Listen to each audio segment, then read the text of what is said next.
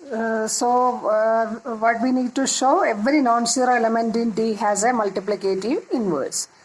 To prove D is a field means it is a commutative ring with unity in which every non-zero element has a multiplicative inverse.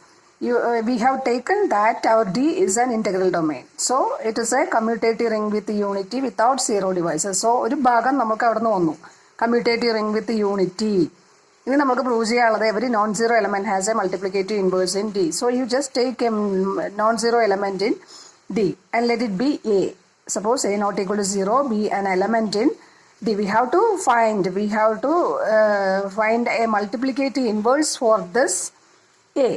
So to construct a multiplicative inverse for this A, we know that the elements in D are 0, 1, A1, A2, etc. AN. You just take the non-zero elements from this sequence. What are the non-zero elements in this sequence? 1, A1, etc. AN.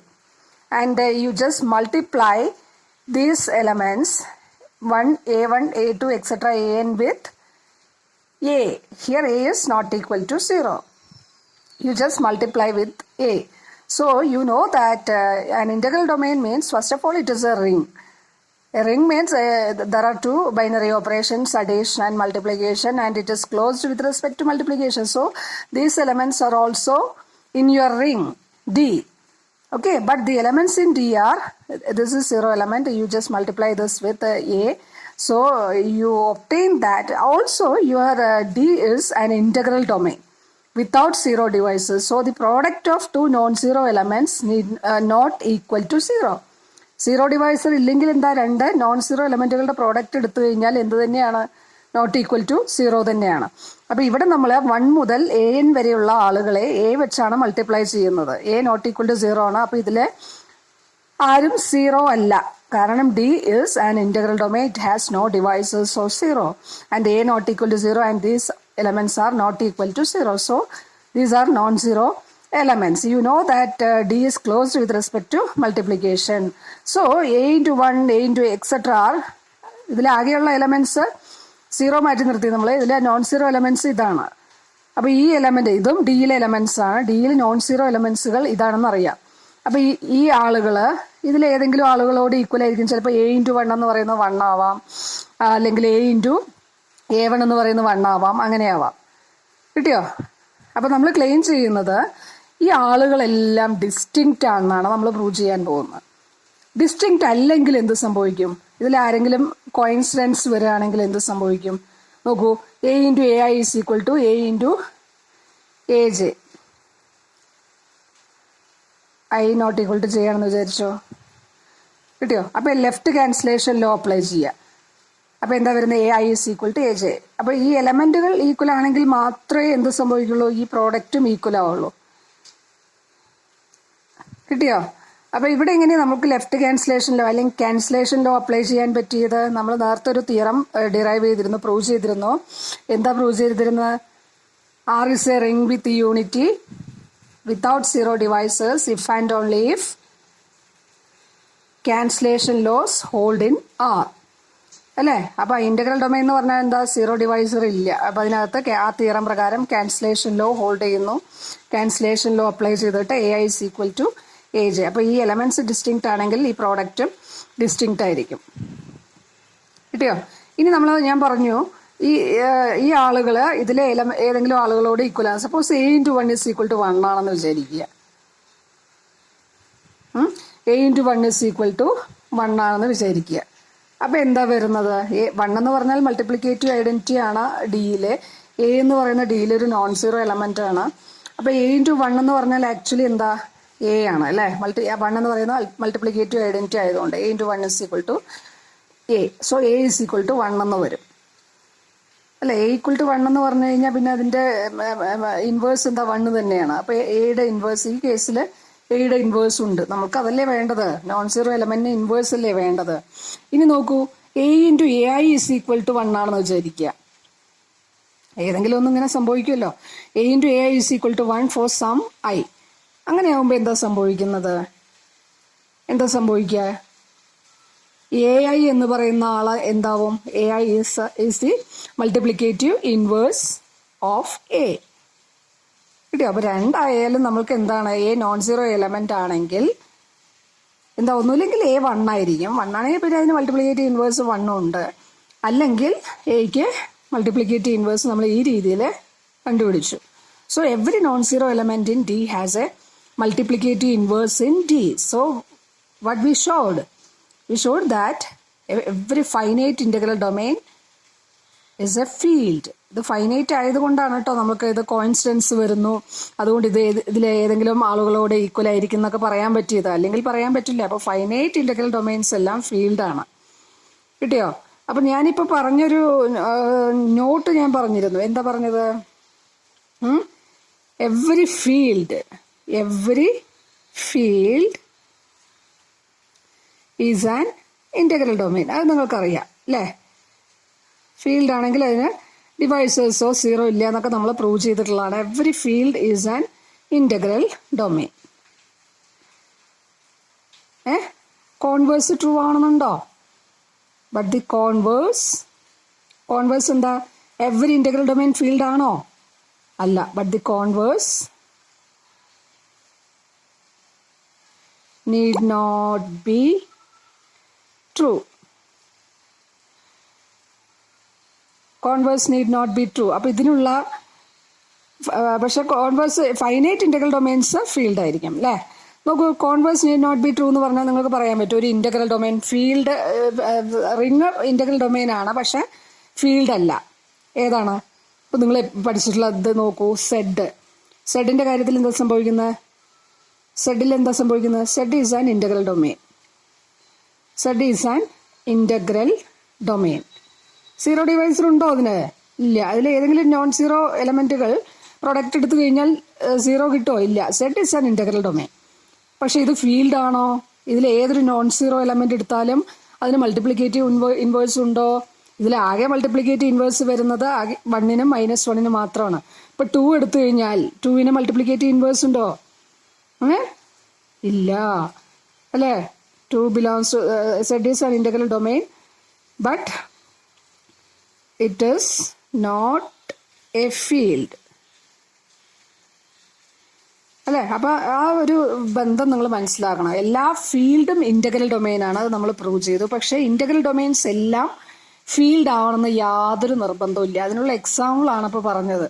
Z ഒരു infinite integral domain ആണ് അല്ലേ? Z എന്തല്ല? Field അല്ല. ആകെ അവിടെ units ആയിട്ട് വരുന്നത്, multiplicative inverse exist ചെയ്യുന്നത് 1നും -1നും മാത്രമാണ്.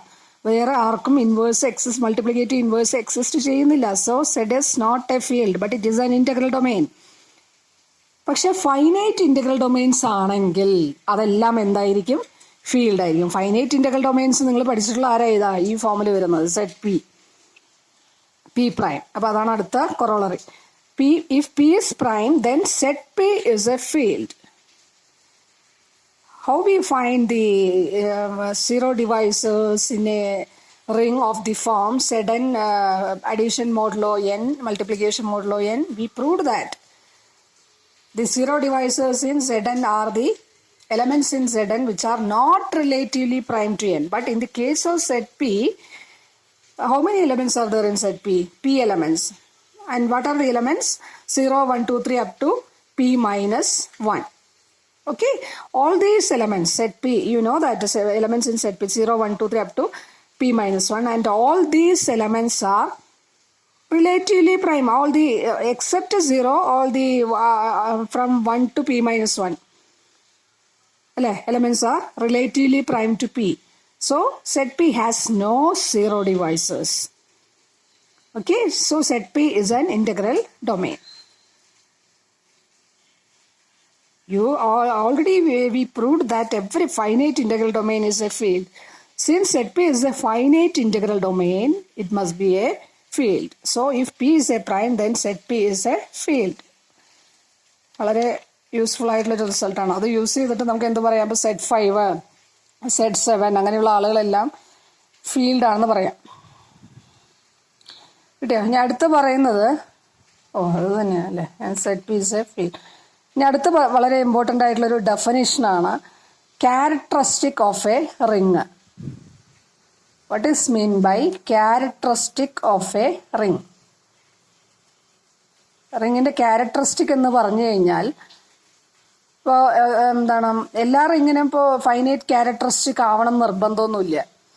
ക്യാരക്ടറിസ്റ്റിക് എന്ന് പറഞ്ഞു കഴിഞ്ഞാൽ ഇതാണ്, നമുക്ക് ഇതെങ്ങനെ ഒരു പോസിറ്റീവ് ഇൻറ്റീജർ n കണ്ടുപിടിക്കാൻ പറ്റണം, സച്ച് ദാറ്റ് അത്രയും പ്രാവശ്യം ഇപ്പോൾ 3 എന്ന് പറയുന്ന ഇപ്പോൾ ഞാൻ ഈ ഫീൽഡാണ് കൺസിഡർ ചെയ്യണമെന്ന് വിചാരിക്കുക. Set 3, addition modulo 3, multiplication modulo 3. ഇതൊരു ഫീൽഡാണല്ലോ, നമ്മളിപ്പോൾ പറഞ്ഞില്ലേ, അത് വെച്ചിട്ട് തന്നെ നമുക്ക് തുടങ്ങാം. അപ്പോൾ ഇവിടെ നോക്കൂ, ഇതിൽ ഏതൊരു എലമെന്റ് എടുത്തിട്ട് 0, 1, 2 അല്ലേ, ഇതിൽ 0 3 പ്രാവശ്യം ആഡ് ചെയ്താൽ എന്താ വരുന്നത്? ആഡ് ചെയ്യലാണ് കേട്ടോ ഇത് ഉദ്ദേശിച്ച്. n × a എന്ന് പറഞ്ഞാൽ a പ്ലസ് n × a എന്ന് പറഞ്ഞാലേ a+ എക്സെട്രാ പ്ലസ് a എത്ര പ്രാവശ്യം? n times. കിട്ടിയോ? അപ്പൊ ഇവിടെ നോക്കൂ, ഈ Z3 ഏതൊരു എലമെന്റ് എടുത്തിട്ട് ഇപ്പൊ 1 എടുത്തു, ഇതിന്റെ കാര്യം 0 ആണല്ലോ, അത് 1 എടുത്തിട്ട് 3 പ്രാവശ്യം ആഡ് ചെയ്തു, 1+1+1+1+1 എന്തെന്നാ വരുന്നത്? 3 വരും. 3 in Z3 എന്ന് പറഞ്ഞാൽ എന്താ? 0. ഇനി 2 എടുത്തിട്ട് 3 പ്രാവശ്യം ആഡ് ചെയ്താൽ എന്താ വരുന്നത്? 6 വരും. 6 in Z3 എന്താ? അഗെയിൻ 0 അല്ലേ? ഇനി അപ്പൊ ഞാൻ 3 ടൈംസ് ആണ് ഓരോ എലമെന്റും ഇവിടെ ആഡ് ചെയ്തത് അല്ലേ? ഇനി അതിനേക്കാട്ടിലും 3-നേക്കാട്ടിലും കുറവ് പ്രാവശ്യം എലമെന്റ്സ്, 3-നേക്കാട്ടിലും കുറവ് പ്രാവശ്യം എലമെന്റ്സ് എന്ന് പറയുമ്പോൾ 2 അല്ലേ പോസിബിലിറ്റി? 2 പ്രാവശ്യം എലമെന്റ് ആഡ് ചെയ്യുമ്പോൾ എന്തായാലും 0 വരുന്നില്ല. അപ്പൊ 3 ആണ് ഏറ്റവും ചെറിയ നമ്പർ, സച്ച് ദാറ്റ് ഇതിലെ എലമെന്റ് എടുത്തിട്ട് ഏതൊരു എലമെന്റ് എടുത്തിട്ട് 3 പ്രാവശ്യം ആഡ് ചെയ്താലും 0 കിട്ടും, അഡിറ്റീവ് ഐഡന്റിറ്റി കിട്ടും. ഇങ്ങനെയുള്ള നമ്പേഴ്സ്, ഇൻറ്റിജേഴ്സിനെ പറയുന്ന പേരാണ് characteristic of a ring. So characteristic of a ring means it is the least positive integer. ഇപ്പൊ ഞാൻ 3 ടൈംസ് ഓരോ ആളുകളെയും ആഡ് ചെയ്ത സമയത്ത് 0 കിട്ടി. ഇതുപോലെ എനിക്ക് 6 ടൈംസ് ആഡ് ചെയ്താലും എന്താ വരിക? 0 വരിക അല്ലേ? പക്ഷെ എനിക്ക് 6 ക്യാരക്ടറിസ്റ്റിക് ഓഫ് ദിസ് റിംഗ് ആയിട്ട് എടുക്കാൻ പറ്റില്ല. നിങ്ങൾ ആ ഓർഡർ പഠിക്കുന്നില്ലേ? It is least positive integer എന്ന് പറയുന്നില്ലേ? അതുപോലെ തന്നെയാണ് ഇവിടെ characteristic of a ring, order of a group പറയണ പോലെ തന്നെയാണ് characteristic of a ring. Characteristic of a ring means it is the least positive integer n such that n × a is equal to 0 for all. എല്ലാ എലമെന്റ്സിനും true ആവണം, അല്ലാണ്ട് ഒരു എലമെന്റിന് true ആയതുകൊണ്ട് n ആണ് ആ റിംഗിന്റെ ക്യാരക്ടറിസ്റ്റിക് എന്ന് പറയാൻ പറ്റില്ല. അപ്പൊ ഈ n എന്ന് പറയുന്നത് ഏറ്റവും ചെറിയ ആളായിരിക്കണം. അത്രയും പ്രാവശ്യം ആ റിംഗിലെ ഓരോ എലമെന്റും ആഡ് ചെയ്യുന്ന സമയത്ത് നമ്മൾക്ക് ഐഡന്റിറ്റി എലമെന്റ് കിട്ടണം. അങ്ങനെയുള്ള n ഉണ്ടെങ്കിൽ മാത്രം നമ്മൾക്ക് ക്യാരക്ടറിസ്റ്റിക് എന്ന് പറയുന്ന n ആയിട്ട് പറയാം അല്ലേ? ഇങ്ങനെ ഒരു പോസിറ്റീവ് ഇൻറ്റിജർ ഉണ്ടെങ്കിൽ ആ റിങ് ഫൈനൈറ്റ് ക്യാരക്ടറിസ്റ്റിക് വരുന്ന റിംഗ് ആണ്. ഇതില്ലാത്ത റിങ്ങുകളും ഉണ്ട്. ഇപ്പൊ നോക്കൂ, സെഡ് അഡീഷൻ മോഡിലോ ഇങ്ങനെയുള്ള റിങ് ഇതെടുത്തു, ഇതൊരു റിംഗ് ആണല്ലോ. ഇനി അടുത്ത് Q plus dot, R plus dot, C plus dot. C എന്ന് പറഞ്ഞാൽ സെറ്റ് ഓഫ് കോംപ്ലക്സ് നമ്പേഴ്സ്. ഇതെല്ലാം റിങ്സ് ആണ്, പക്ഷെ ഇതെല്ലാം ഇൻഫൈനൈറ്റ് റിങ്സ് ആണ്. ഇതിലേതെങ്കിലും എലമെന്റ്സുകളെ നമുക്ക് ആഡ് ചെയ്ത് കഴിഞ്ഞാൽ, ഇപ്പൊ 0 അല്ലാണ്ട് വേറെ എലമെന്റ്സുകളെ ആഡ് ചെയ്ത് കഴിഞ്ഞാൽ, അതായത് A എന്ന് പറയുന്ന ഒരു element A not equal to 0 എന്ന് വിചാരിക്കുക, belongs to Z, A plus എടുത്തു കഴിഞ്ഞാൽ 0 കിട്ടുമോ? ഇല്ല. അതേപോലെ തന്നെയാണ് Q ഇത് അതേപോലെ തന്നെയാണ് ബാക്കി ആളുകളുടെ കേസ്. അപ്പൊ ഇങ്ങനെയുള്ള റിങ്ങുകളുടെ കേസിൽ നമ്മൾ ക്യാരക്ടറിസ്റ്റിക്, ഇങ്ങനെയുള്ള ആളുകളുടെ ക്യാരക്ടറിസ്റ്റിക് എന്ന് പറയുന്നത് 0 ആയിട്ടാണ് നമ്മൾ ഫിക്സ് ചെയ്തിരിക്കുന്നത്. കിട്ടിയോ? അപ്പൊ അതാണ് പറയുന്നത് ദി ക്യാരക്ടറിസ്റ്റിക് ഓഫ് R എന്ന് പറഞ്ഞാൽ set of real numbers Q, C, Z are equal to 0. അത് ഫിക്സ് ചെയ്തിരിക്കുന്നത്. കാരണം അവിടെ നമുക്ക് അങ്ങനെ ഒരു ഇൻറ്റിജർ ഇല്ല. ഇതിലെ എലമെന്റ്സ്, നോൺ സീറോ എലമെന്റ്സുകളെ ആകെ 0ന് മാത്രമേ ഇവിടെ സാറ്റിസ്ഫൈ ചെയ്യുന്നുള്ളൂ. ബാക്കി നോൺ സീറോ എലമെന്റുകൾ എത്ര പ്രാവശ്യം നിങ്ങൾ ഇതിൽ ആഡ് ചെയ്ത് കഴിഞ്ഞാലും 0ലോട്ട് പോവില്ല അല്ലേ? അപ്പൊ ഈ റിങ്ങുകളുടെ എല്ലാം ക്യാരക്ടറിസ്റ്റിക് എന്ന് പറയുന്നത്, ഇങ്ങനെയുള്ള റിങ്ങുകളുടെ ക്യാരക്ടറിസ്റ്റിക് എന്ന് പറയുന്നത് നമ്മൾ 0 എന്നാണ് ഫിക്സ് ചെയ്തിരിക്കുന്നത്. ഇവിടെയോ, ഇവിടെ സെഡിന്റെ ക്യാരക്ടറിസ്റ്റിക് ഞാൻ നേരത്തെ ഈ എക്സാമ്പിൾ വെച്ച് കാണിച്ചിരുന്നു, n എന്ന് പറയുന്നത് അല്ലേ. ഇനി ഞാൻ പറഞ്ഞു 2 ഇമ്പോർട്ടൻ്റ് ആയിട്ടുള്ള തിയറംസ് ഈ സെക്ഷനിൽ ഡിസ്കസ് ചെയ്യണമെന്ന് പറഞ്ഞു. അപ്പോൾ നോക്കൂ, ഇനി അടുത്ത തിയറം എന്ന് പറയുന്നത് അപ്പം നിങ്ങൾ മനസ്സിലാക്കിയിരിക്കേണ്ട കാര്യങ്ങൾ നിങ്ങൾക്ക് കമ്പയർ ചെയ്യാൻ കഴിയണം. ഇൻ്റഗ്രൽ ഡൊമെയിനും ഫീൽഡും കമ്പയർ ചെയ്യാൻ കഴിയണം. അത് ഒരിക്കലും തിരിച്ചു പറയരുത്. അത് വ്യക്തമായി മനസ്സിലാക്കി തന്നെ പറയണം നിങ്ങൾ കേട്ടോ. ഇനി അടുത്ത തിയറം എന്ന് പറയുന്നത് R ഒരു റിംഗ് വിത്ത് യൂണിറ്റി ആണ്. അതിൽ n×1 എന്ന് പറയുന്നത് not equal to 0 for all positive integers.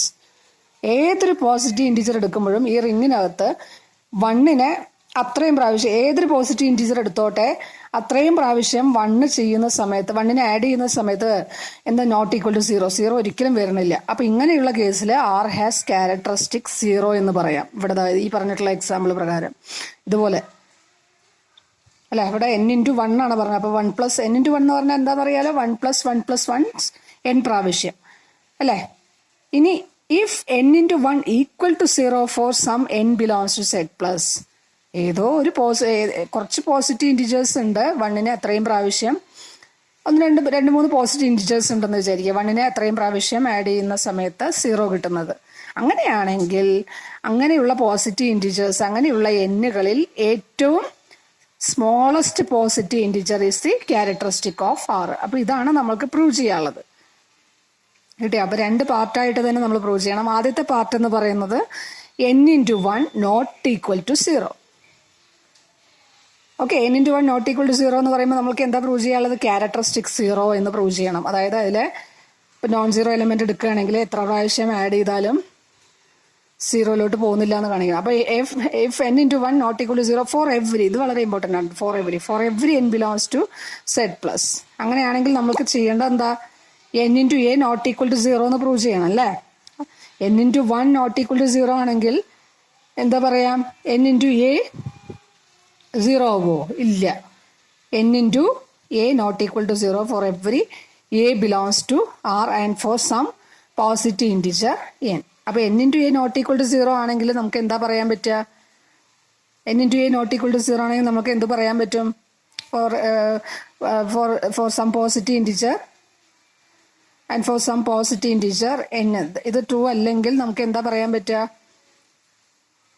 R has characteristic 0. ഈ റിങ്ങുകളുടെ എക്സാമ്പിൾ പോലെ. ഇനി അടുത്ത് പറയാൻ പോകുന്നത് n is a positive integer such that n×1 equal to 0. n×1 equal to 0 ആണെങ്കിൽ എന്ത് സംഭവിക്കും? നമ്മൾ എന്ത് ചെയ്യുന്നു നോക്കൂ. ഏതെങ്കിലും ഒരു a, ആർബിട്രറിലി ഒരു a ആറിൽ നിന്ന്, റിങ്ങിൽ നിന്ന് ചൂസ് ചെയ്യുക. അപ്പൊ n×a നിങ്ങൾക്ക് അറിയാം എന്താണെന്ന് ഞാൻ പറഞ്ഞിരുന്നത്. n പ്രാവശ്യം ആഡ് ചെയ്യുക. a കോമൺ എടുത്തു കഴിഞ്ഞാൽ n പ്രാവശ്യം 1. ഇതിനെങ്ങനെ എഴുതാം? n×1 എന്ന് എഴുതാം. n×1 എന്താണെന്ന് തന്നിട്ടുണ്ട്? 0 എന്ന് തന്നിട്ടുണ്ട്. a×0 എന്താ? നമ്മൾ കുറച്ച് പ്രോപ്പർട്ടീസ് എല്ലാം റിങ്ങിന്റെ കേസിൽ പ്രൂവ് ചെയ്തിരുന്നു അല്ലെ. a×0 എന്താ? 0. അപ്പൊ n×a എന്ന് പറയുന്ന എന്ത് കിട്ടി നിങ്ങൾക്ക്? 0 കിട്ടി. അപ്പൊ n×a 0 കിട്ടിക്കഴിഞ്ഞാൽ ഇത് ഏത് എയ്ക്കും ട്രൂ ആണ് കേട്ടോ. ആറിൽ ഏത് എ എടുത്താലും n×a എന്ന് പറയുന്നത് 0 എന്ന് കിട്ടി. അപ്പൊ നമ്മൾക്ക് എന്ത് പറയാൻ പറ്റും? ഇങ്ങനെയുള്ള എന്നുകളിൽ, അപ്പൊ ഇങ്ങനെ ഒരു n ഉണ്ടെന്ന് കിട്ടി. ഇനി ഇങ്ങനെയുള്ള എന്നുകളിൽ ഏറ്റവും ചെറിയ ആള് എന്തായിട്ട് വരും? ക്യാരക്ടറിസ്റ്റിക് ഓഫ് R ആയിട്ട് വരും. അതല്ലേ നമുക്ക് സെക്കൻഡ് പാർട്ടിൽ പ്രൂവ് ചെയ്യാൻ പറഞ്ഞിട്ടുള്ളത്. കിട്ടിയോ? അപ്പൊ അതാണ് ആ തിയറം പറയുന്നത് കേട്ടോ.